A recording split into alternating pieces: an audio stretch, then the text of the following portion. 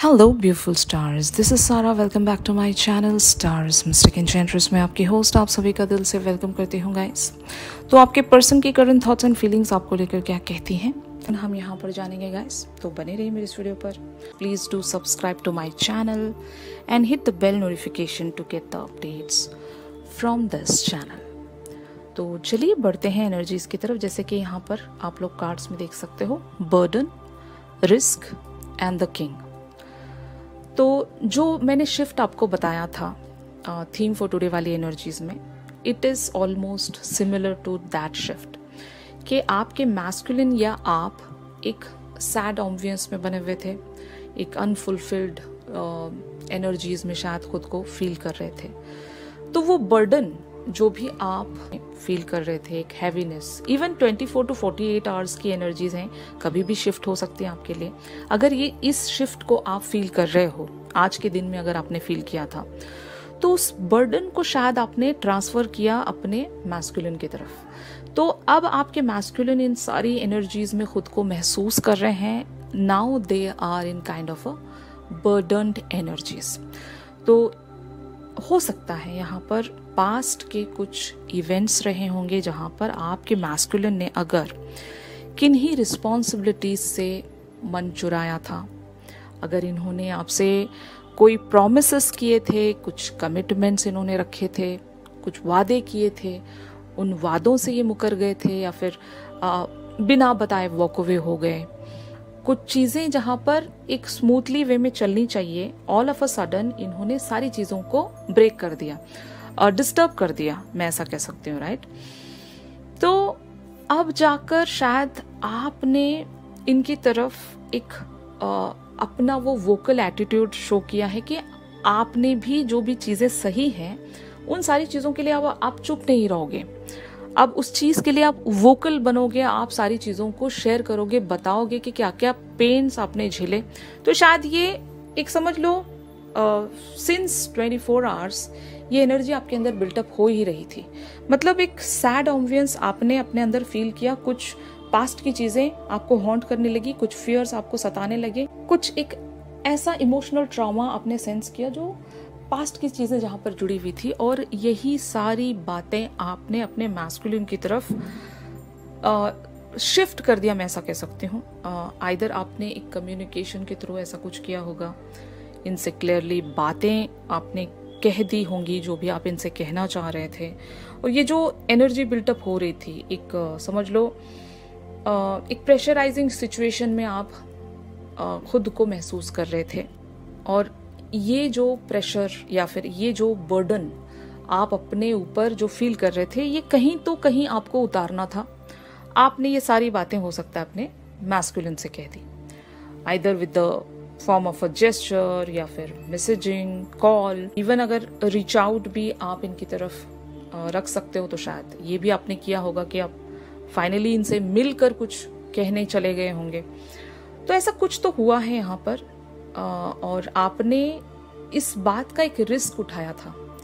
For example मैं ऐसा कह सकती हूँ कि एक रिस्क लेकर देखा आपने कि चलो आज कह ही देते हैं, कि खुद को काफी टाइम तक आपने एक मास्क के पीछे छुपा कर रखा था। आप इनकी हरकतों को बर्दाश्त कर रहे थे, आप इनको समझ लो एक अपने अंदर आप एक एडजस्टिंग क्वालिटी को बनाकर चल रहे थे, कॉम्प्रोमाइज करते हुए चल रहे थे ताकि चीजें बिगड़े नहीं, अच्छे से प्रोसीड हो। लेकिन ये आपका बिहेवियर आप ही पर भारी पड़ रहा था, एक बैकफायर कर रहा था आप ही के ऊपर कि आपके पर्सन सुधर ही नहीं रहे। तो ऐसी सूरत में शायद आप एक ही चीज कर सकते थे, वो है एक रिस्क लेना। आपने ये रिस्क उठा लिया, फाइनली वो रास्ता आपने तलाश कर लिया कि इनसे अगर कम्युनिकेट करना है तो किस वे में किया जाए, ताकि इनको एहसास हो कि आप किन बर्डन को लेकर आगे बढ़ रहे हो और कितनी आपको तकलीफ महसूस हो रही है।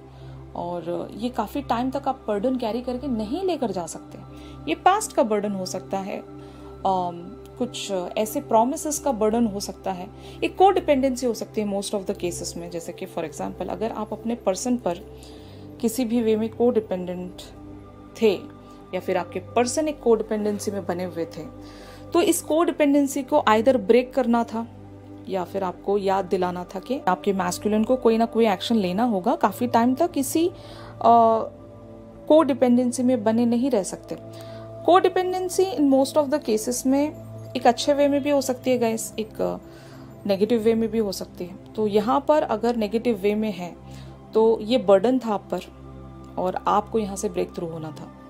और अगर इन फ्यू केसेस ये चीज़ अगर पॉजिटिविटी में बनी हुई थी, फॉर एग्जांपल बहुत सारे फेमिनिन्स एंड मैस्कुलिन्स एक दूसरे पर को डिपेंडेंट रहते हैं, emotional wise and as well as practical wise. तो अगर आपके मैस्कुलिन आप पर एक इमोशनल वे में डिपेंडेंट थे कि आप हमेशा इनको एक इमोशनल सपोर्ट दिया करते हो, आप इनको हर एक मुश्किल से पूरी तरीके से बाहर निकाल सकते हो, हीलिंग देते हो इन्हें, देन फाइन। और इवन आपके भी तरफ से अगर मैं देखूं तो आपके मैस्कुलिन हमेशा एक प्रैक्टिकल वे पर आपको सपोर्ट किया करते हैं। जो भी अगर समझो इवन लॉजिकल चीज़ें भी आप इनसे जाकर पूछते हो तो वहाँ पर काफ़ी सारी चीज़ें ये आपको रिजॉल्व करके देते हैं, आपकी सारी टेंशन्स को ये दूर करते हैं। जितने भी चीज़ें मटेरियल वर्ल्ड से जुड़ी हुई हैं उन सारी चीज़ों पर ये आपको अगर सपोर्ट किया करते थे तो ऑफ कोर्स ये एक पॉजिटिव कोडिपेंडेंसी है और ये चल सकती है। मैस्कुलिन एंड फेमिनिन्स में ये रहनी भी चाहिए। बट अगर कोई नेगेटिव वे में कोडिपेंडेंसी बनी हुई थी तो ऑफ कोर्स ये आप पर एक बर्डन क्रिएट कर रही थी। आपके मैस्कुलिन ने अगर आपको टेकन फॉर द ग्रांटेड ले लिया था और ये आपका एक अनफेयर वे में एडवांटेज उठाते जा रहे थे। एक और एग्जाम्पल मैं यहाँ पर लेकर आपको समझाने की कोशिश करती हूँ कि फॉर एग्जाम्पल आप इन पर फाइनेंशियली अगर डिपेंड थे या फिर ये आप पर फाइनेंशियल डिपेंड थे, तो जैसे ही आपको या फिर इनको एक अच्छी सी जॉब मिल गई तो इन्होंने आपका साथ ही छोड़ दिया। You know what I mean. अगर आपको अच्छी जॉब मिल गई तो इनको लगा कि चलो यार आप अपनी लाइफ में एक्सेल कर रहे हो, अब मेरा यहाँ पर कुछ बनता ही नहीं है, मुझे वॉक अवे हो जाना चाहिए। ऐसा हो सकता है। या फिर वाइस वर्सा कि ये आप पर फाइनेंशियली डिपेंड हुआ करते थे, जैसे ही इनको अच्छी जॉब मिल गई ये वहां से वॉक अवे हो गए, तो यहाँ पर को डिपेंडेंसी ही खत्म हो गई, रिश्ता ही खत्म हो गया। तो अगर ऐसा कुछ हुआ है आपके बीच में तो आपने शायद ये चीज इन्हें अब कहकर बता दी है कि ये जो आप कर रहे हो दिस इज रॉन्ग, ये गलत है। जब तक आपको मेरी जरूरत थी आप मेरे साथ बने रहे और जैसे ही आपकी जो वो नीड थी वो खत्म हो गई तो आपने मेरा साथ छोड़ दिया, मुझे छोड़ दिया, आपके सारे वादे वहां पर टूट गया, आप अपने सारे वादों से मुकर गए। तो शायद यही कंप्लेंट्स थी आपकी, यही मुझे यहाँ पर शो हो रहा है। इनका ईगो आपने हर्ट किया, मतलब सीधे सीधे इनके ईगो पर आपने वार कर दिया और इनको एहसास दिला दिया कि जो भी जिस भी वे में ये बने हुए आपके साथ एक्चुअली वो गलत है, बल्कि शो ऐसा कर रहे थे होंगे कि वो सही है।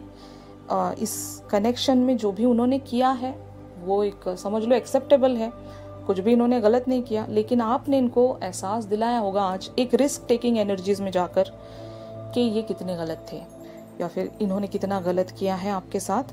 आपने एक रिस्क उठाया है यहाँ पर, इनसे वो सारी बातें कहने का एक रिस्क उठाया है, क्योंकि काफ़ी टाइम तक आप इस बर्डन में नहीं रह सकते ना। और पास्ट इवेंट्स के चलते शायद आपको बहुत ज़्यादा तकलीफ भी हुई होगी कि आपका एक अनफेयर एडवांटेज उठाया गया होगा।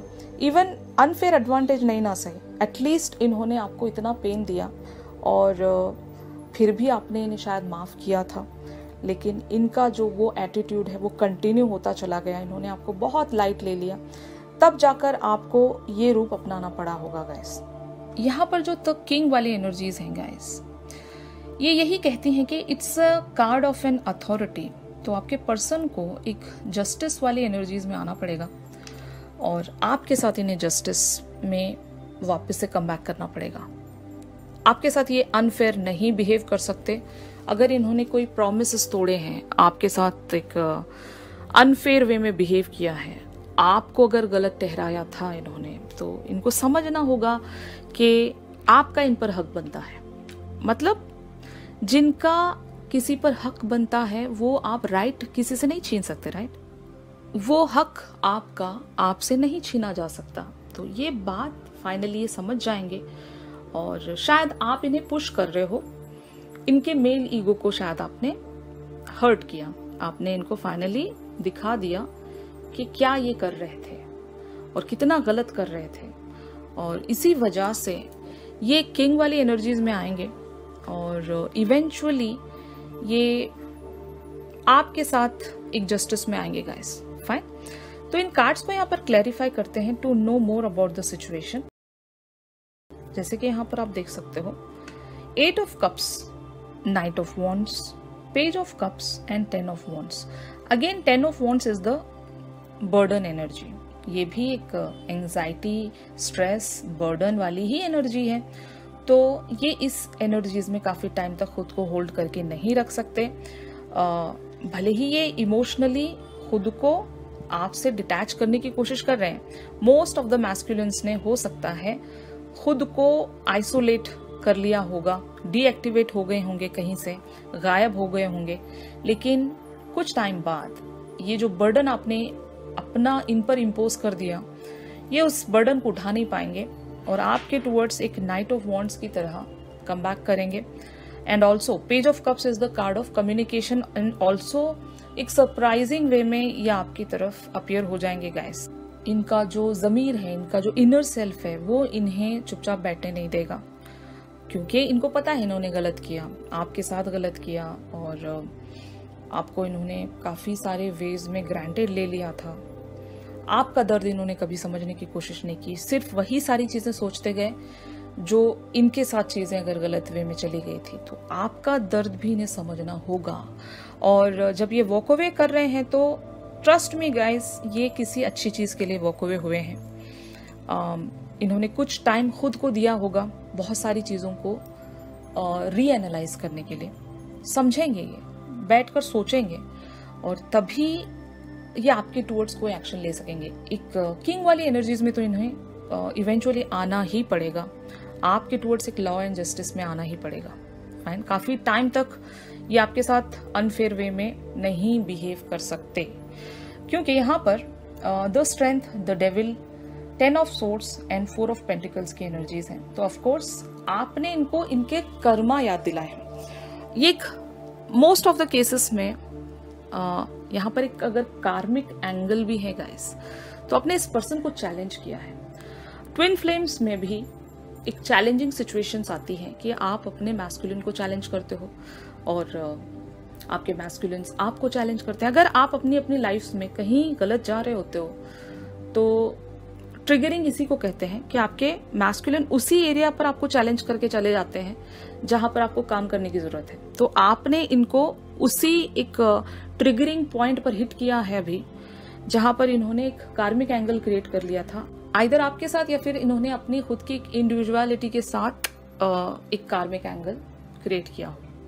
तो आपने कुछ ऐसे वर्ड्स कहे होंगे जहां पर आपने एक अल्टीमेट वर्ड्स शायद इनके साथ शेयर किए होंगे कि आपको ये करना है वरना सब कुछ एंड है, यहाँ पर आप सुकून से नहीं रह पाओगे, आप इस जर्नी पर, इस लाइफ में कभी भी सुकून हासिल नहीं कर सकोगे अनटिल एंड अनलेस आप मेरे साथ एक जस्टिस में नहीं आ जाते। समझ रहे हो? तो आपने इनसे यही कहा है कि आपको मेरे साथ फेयर वे में बिहेव करना पड़ेगा वरना आपको भी सुकून नहीं मिलेगा। ये जो द डेविल है ये आपको कभी सुकून से जीने नहीं देगा। यही तो एक कार्मिक सिचुएशन है। द डेविल वाली एनर्जीज यहाँ पर एक कार्मिक एंगल है गाइस।